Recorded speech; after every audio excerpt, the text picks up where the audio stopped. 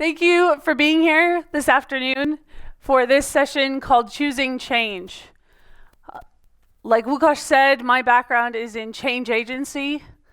I don't have a background as an Agile practitioner. I actually joined an Agile team just this past year at Intel. And I work out of our offices in Hillsboro, Oregon. So yes, I have a little bit of jet lag, but I did drink several cups of coffee during the break, so I should be very energetic for you and help keep you awake this afternoon. So I want to start today's talk with a story about an island. The island's name is Tanna, and it's now in the island nation of Vanuatu, just to the east of Australia. And on this island, during World War II, the islanders, the inhabitants there, were confronted with a clash of civilizations. So the US soldiers arrived to use Tanna as a landing point, a drop point for cargo in support of their efforts in World War II. And the islanders were confronted with the fact that these servicemen built a runway, a control tower, and started landing planes and dropping off amazing cargo. And they thought, we'd like some of this cargo.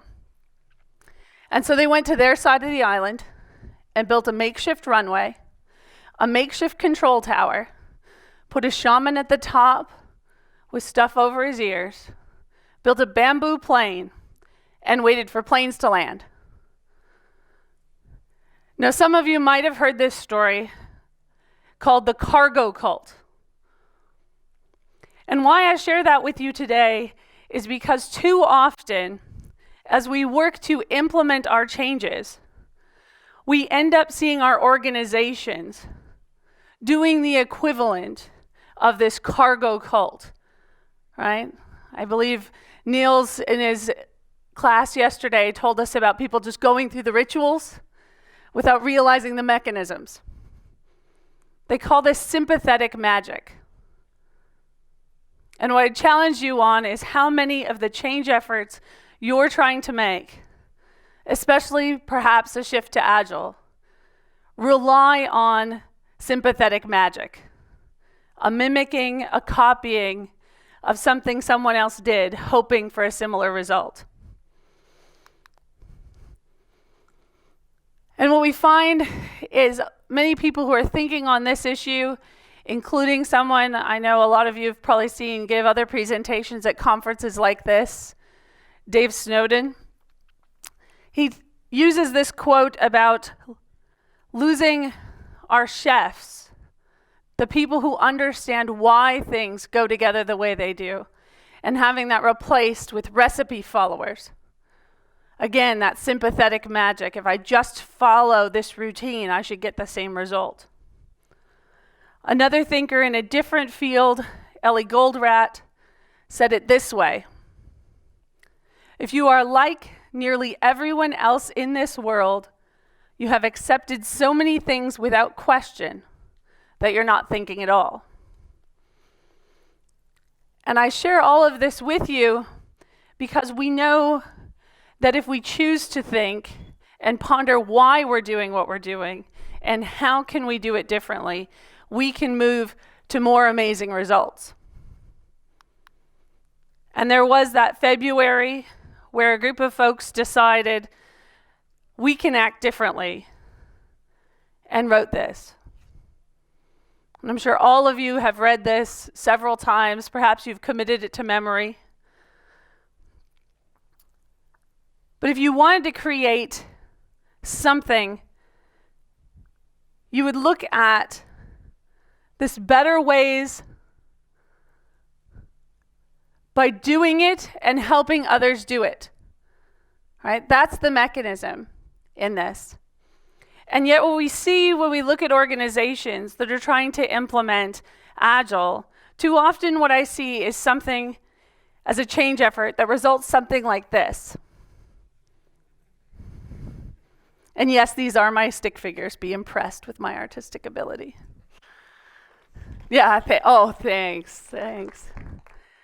So Why do we make a change to something as inspirational and aspirational as Agile is, using the typical methods of change in large organizations?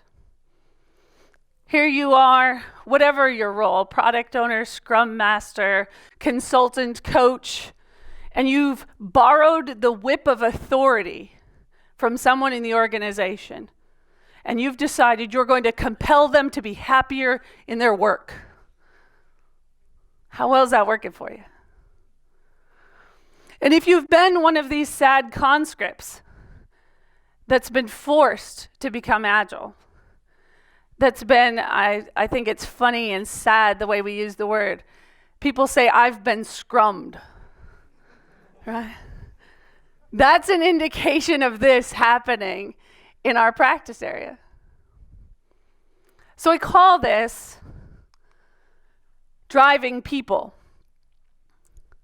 where you're using coercions, threats, rewards to compel people to change. Right? Some people call this bad leadership, bad management. But it's a change philosophy that dominates most organizations today. When people think, how do you make change happen? They think of this and this only. You know? People talk about, well, how can I become the boss so I can finally have authority? Or I can't wait until they'll give me that director title so I can finally make them do this process. And you don't have to raise your hands, because even if you did, I probably couldn't see it in the dark. But I'm sure some of you would raise your hands if I said, how many of you have compelled the people around you to make this change? But there's a better way. So, and it's, I think, hidden in plain sight in the manifesto. Change happens by doing it and helping others do it. And the picture for that is driving change, where you're choosing the change for yourself, going first, doing it, and clearing the obstacles for others to join you too, helping others do it. And some of you who have used this technique to implement your Agile implementations probably saw better results, more sustained results. Perhaps some of those people, after you said, hey, I'm going to Agile by example, said, hey, I want to go too. And I know there's some folks in the audience that came with me, and I said, hey, I'm coming, and they said, yeah, let's go. So this is the way change happens that sustains. But we need this name for it in most of our organizations. Because if we just talk about good change and bad change, it's not specific enough. The mechanism isn't there enough. And I find that sympathetic magic takes over, where I just mimic whoever's around me. So which one you choose matters. And both of these options are open to you when you decide, I'd like to go implement Agile. Both of these options are open to you even if you're partway through an implementation and you see yourself in this driving people picture. Now, I'm an engineer by training, so I'm always looking at force diagrams. What are the constraints? Where is the force applied? And so in my rudimentary way, I think about these implementations that are done poorly and how we, in effect, hang the change and the force to compel the change over the heads of the people we most want to convince to go with us. And when that fails, either the boss leaves. I've heard plenty of conversations in the hallways about that. We were going along just fine, and then we had a management shift and it all dissipated. We were going along just fine, and then that hiccup happened, and they revolted and wouldn't make the change. And when those things hit, and maybe some of you have felt that that fall. But if we instead change where we apply that force, and we think about applying the force to the change, and going first, and clearing those obstacles, we can achieve so much more.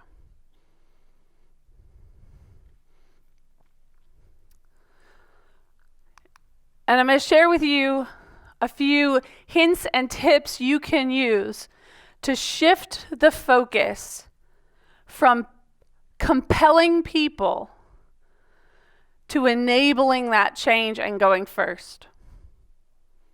These are not the perfect steps. These are not the height of what you could do.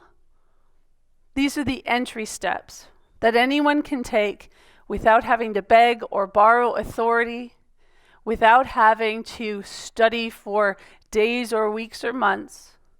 You're all capable of taking these tips today and stepping out and implementing them. And I believe there's value in that so that we can move faster, right? We want that agility and we want it now. So these are the tips that I offer you from my experience over a decade doing change agency and recent experiences implementing, to say these are things you can take away today and help you make a difference. So the first one here is setting a concrete goal. By what day people will have a sense experience with what? So around your change, what does this look like? How soon will people see something, feel something, experience something? Thinking about that, if you can't state something simple like this around your change, chances are good people don't know how to join you and follow you. Now, I'll admit this isn't to the level of setting a good requirement. I'm not claiming it is. I'm saying if you can't necessarily jump from where you're at with a large-scale effort, like implement Agile across an organization, to that good requirement, right? Some people have tried, they've gone part way and haven't gotten there. So I argue the first step is just to say, okay, what's a tangible, concrete thing I can accomplish that's the first step? Setting that date, setting that sense experience, and setting the who and the location. And the who in this case needs to be specific. So I work in an organization, Intel, more than 100,000 people in more than 60 countries. And I meet people who say, well, Intel should. And unless we're talking about the CEO or all of those people, it breaks down when you try to actually say, okay, who?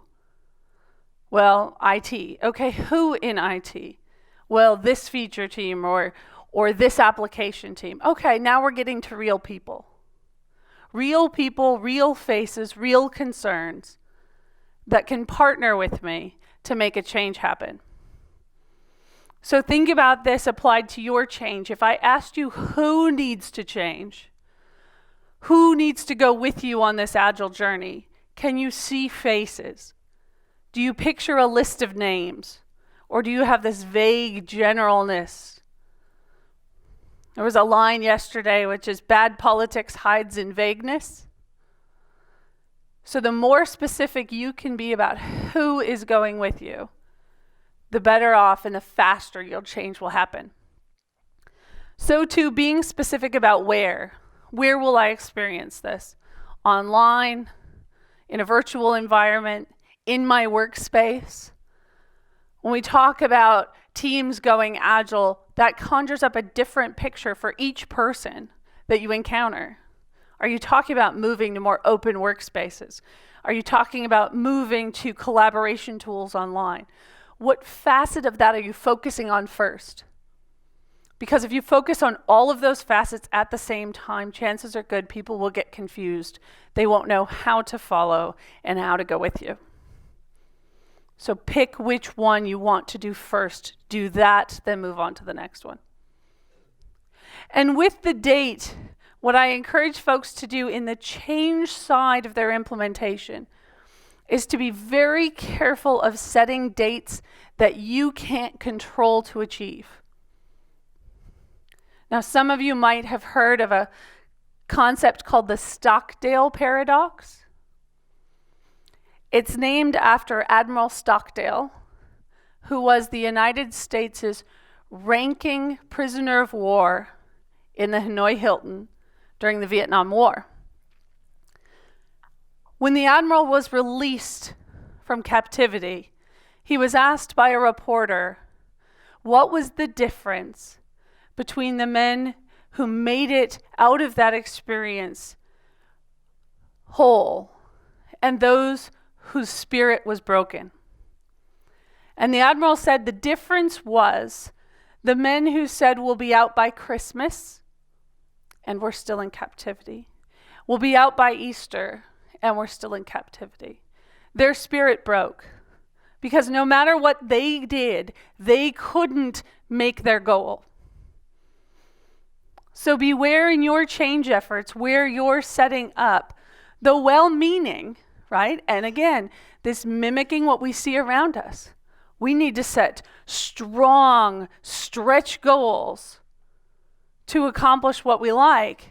But beware the danger that if you've set that stretch goal that no matter how hard that team tries, they can't get there, you risk crushing their spirits.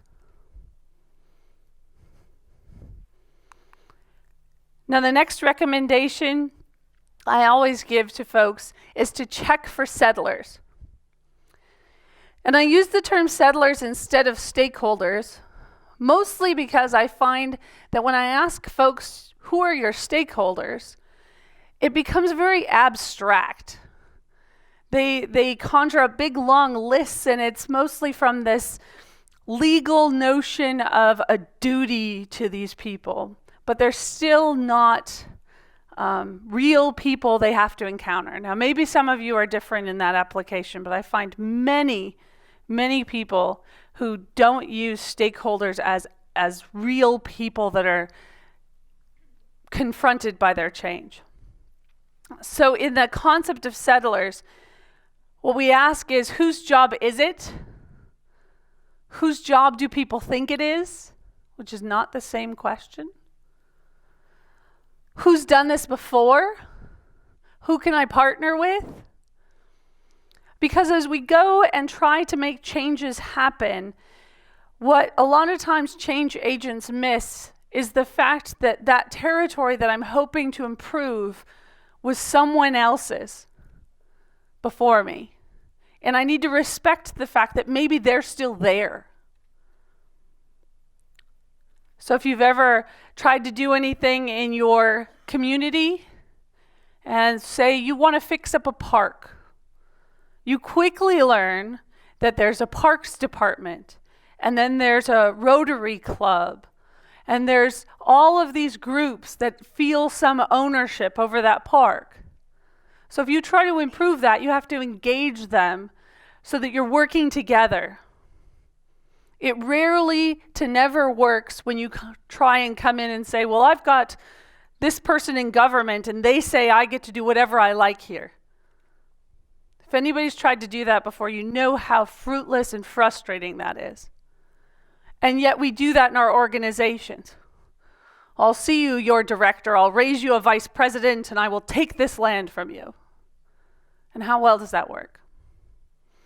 So a much better way is to check for settlers and get them to support you in your change. The next thing, equally important in large organizations especially, is to set boundaries around your change. People are taught, because they've seen driving people happen over and over and over again, that if you try to implement something positive, your real intention is to scale it and force me to be just like you. We're all going to be the same in our difference. So what do people do? They come out of the woodwork and they work to find you and make sure your change isn't successful so they don't have to change later. So the way to resolve that conflict is to declare the boundaries of your change. So if my intention is only to implement these techniques with my development team, I make that very explicit. We have no intentions of scaling this globally. We just want to focus on this team. Now, if your intention is to scale whatever you're working on globally, then own it and tell everybody, I'm only trying to make it work there so I can make all of you do it next year. At least be upfront. But in the vagueness that drives bad politics, if people don't know what your boundary is, they don't know how to react to your change. And too often they'll seek to destroy it out of a lack of understanding. So give them the opportunity to join you by being explicit about your boundaries. And to come back to the concepts of driving change, I am a stereotypical American in that I love to quote presidents. And Theodore Roosevelt is one of my favorite presidents. And I use this quote often to remind people as they're working to make their change where the force comes from in your change. So feel free to take this picture, remember this.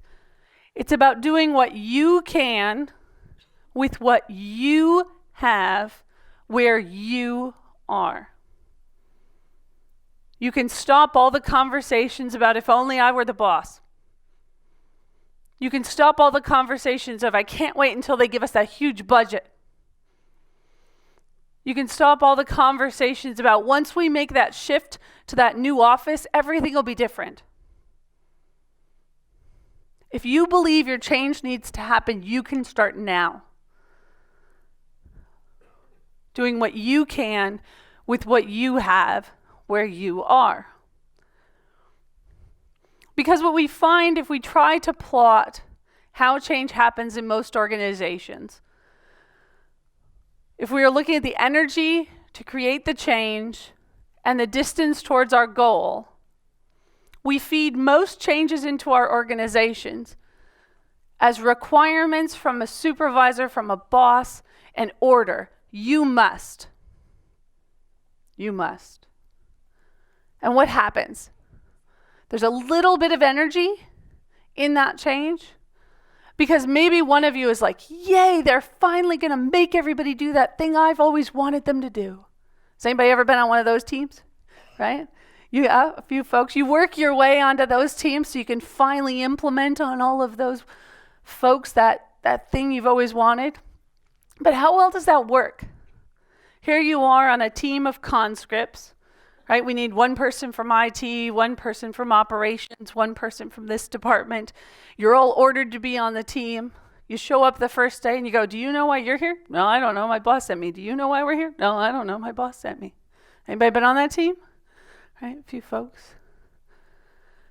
And you go and you work on this team, and those little blips are when you're asked for a status report.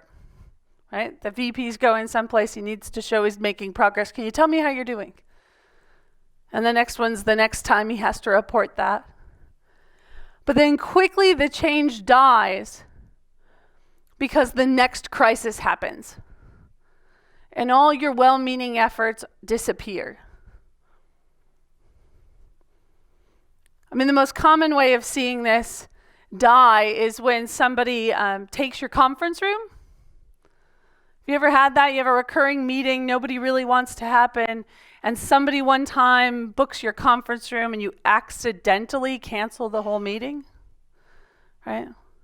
Oh, why did you guys never meet again? Oh, yeah, Bob borrowed our conference room one day. And nobody asks because they're on to the next crisis. But if we map out this difference in driving change, no doubt where you're at with your Agile implementations, where you're urgent and excited to make this change happen, you've got some energy stored up.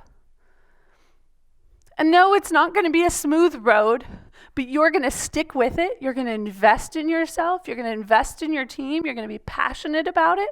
And you're going to ride those challenges until you get to that win, whatever you've decided that win is. And then you're not going to let up. You're going to keep going. Because if you do let up at that win, and maybe you've been part of one of these Agile implementations, where you get everybody going and you're all using the behaviors and you're working really hard and you're getting some outcomes, and then you're the coach and you go, all right, my work here is done, you're Agile, and I go to the next team, and then you turn around a few months later and how's that team doing? Right? Be careful in giving up too soon and defining the win in a way where the behaviors are embedded, where this is just the way we do things. It's not we do these things because April's here to remind us. Right? That's the quick question. Can I leave? Is if I weren't here, how would you behave? If people would change their behavior in any way because you're not there, you haven't sustained yet.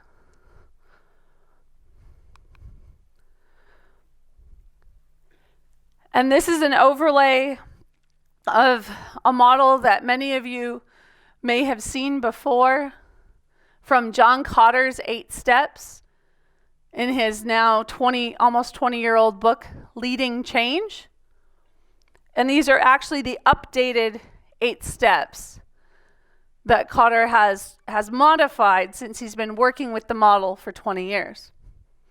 And if you overlay these on the philosophy of driving change, what you find is likely a story that you might have experienced with one of your successful implementations, where you were urgent about what you were hoping to accomplish, where you gathered up a guiding coalition of the others who are passionate about Agile too, where you formed that set of initiatives, those requirements. What are we going to achieve? Where you moved out and said, who wants to go with us? Who wants to be part of this journey? And off you went. And you're even willing, because you're in a session like this, you're looking at how can I sustain?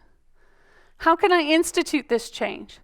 How can Agile become the way we are, not something we're doing to ourselves? What I've found with a lot of folks is too often they see this red driving people demonstrated to them by bosses. I force you along while I'm here, and then I switch jobs and it dies. I force you along while I'm here, I switch jobs and it dies. And too many people become cynical about change. Now I'm guessing because you're here, you might be on the edge of cynical, but you haven't given up hope yet, right? I've heard some of you talking out there. And some of you are still very hopeful that there's a better way of working and you're capable of implementing it in your organizations. And I agree with you. There's a better way of working and you're capable of implementing it in your organizations. But if you go back from this talk and you tell folks, you know what I'm going to do? I'm going to drive change. I'm going to choose it for myself, empower others to do it too. I'm not going to order anybody to change to Agile. Know that folks are going to look at you and wonder, why are you behaving this way? Why are you doing that? That's not how we usually do it. There's something odd or off about you. Now this picture is a personal picture. This is my son Theodore. Yes, he is named after Theodore Roosevelt, so his name is Theodore Roosevelt Mills. My husband and I named him that because Theodore has spina bifida, which means his spine was open when he was born, and so his legs work differently, and he has other conditions that go along with that diagnosis. And we gave him a strong name because we knew that just like President Theodore Roosevelt, he would have to remake his weak body. He would have to choose what he did with what God had given him. And this picture was taken shortly before his 4th birthday, when he had just learned to use these forearm crutches. Before this time, he had had to drag a heavy metal walker behind him, and he could only go on very smooth surfaces for very short distances. And this picture was taken at the county fair, where we had gone to watch a friend's teenage daughter play guitar and sing. So being a little boy, he didn't much care to watch the teenage girl sing. He wanted to go see the cows. And being a mother who wants to raise a strong and independent son, I let him get down and walk away from me, and I snapped this picture. As he walked away, I noticed an odd thing happen. People started to put their arms out like this. They weren't near him, but they wanted to protect him. And they were looking around, thinking, where is this child's mother? Now, I always say it's odd. They never say, where is this child's father? But I'll accept that. So off he walks, and I stayed at a safe distance, but gave him his freedom. And it was fascinating to me to see how people felt the need to save him from his attempt to do it his way. And I use this picture over and over again in the speeches I give to different groups, because as you move out as a change agent, choosing to drive your change, not to drive the people, people around you will think, well, that's sort of what I'm used to seeing, but it's different. And it doesn't seem as strong, as confident. Strong and confident is ordering, is forcing, is compelling, is demanding, is... And yet, the more sustainable way of change is the one where you choose it yourself and set off and let others follow you.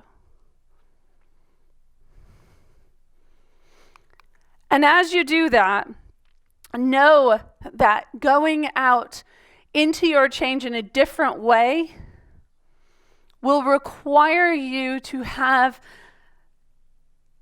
a protection around you. Because people fear the different too often.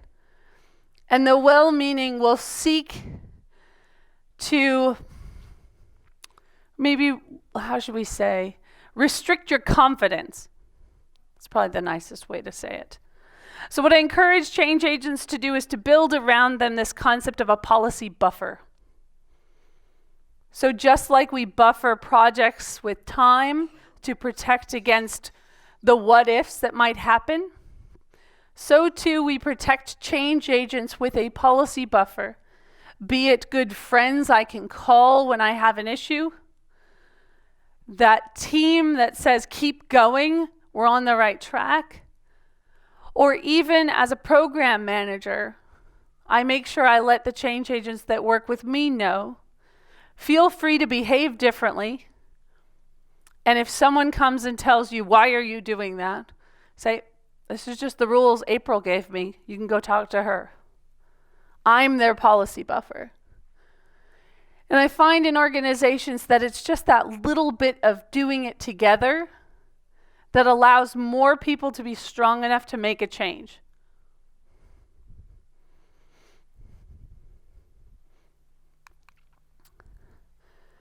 Now, earlier this year, I had the great fortune to be invited to speak at the European Solidarity Center up in Gdansk.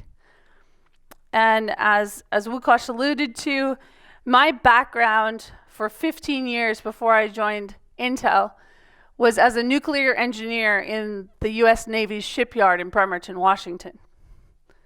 So going to the Solidarity Center as a former shipyard worker, former union representative, and change agent was nearly overwhelming. And I share this with you because it's a great testament within Poland to the strength of ordinary people being willing to say there's a change that needs to happen, and I'm willing to go first to make it happen. I think we underestimate who are we to make change in the world too often in organizations. We go to conferences, we hope change will happen. We think about what it will be like when we're finally the boss in 5, 10, 15, 20 years. And then we'll get to make our change. But the reality is we know the world wants our change now. Your companies are providing powerful services to your customers today. They're not hoping in 20 years you'll finally be the right person to do something amazing. They want that amazing today. And we know that adopting the Agile behaviors in a way which allows others to join us, by doing it and helping others do it, can compel that future. So I give you this quote to remind you that there's lots of folks who can talk about their changes. There's lots of folks who want to tell you how you should change. But it's the deeds that follow words that transform our organizations. It's the thinking about why change should happen and what is the mechanism underneath what that says to do, so that I'm not copying it, I'm not mimicking it, I'm not following that recipe. I'm being that chef, I'm being that change agent, I'm being that thinking actor who's willing to say, I'll go first so that it's better when you join me. Each of you has the capability to do that. This is not the domain of special people anointed by someplace. This is the domain of the common person willing to say, I can, and go first.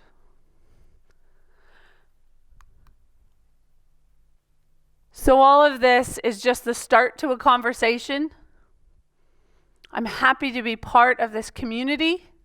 I consider those of us who attend these sorts of conferences a community. I'm on Twitter because I believe it's a community.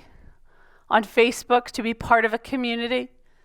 A community of people who want to say there's something better, and I want to help other people find that something better. So if you'd like to continue this conversation, whether it's today, tomorrow, in the years to come, as you set out to make your change, as you set out, perhaps wobbly at first, with people thinking, who let her do that? Who told him it was okay? Is that your job? You can say yes and keep going and make your change happen. So thank you so much for having me. Thanks to Intel for letting me come and share this with you.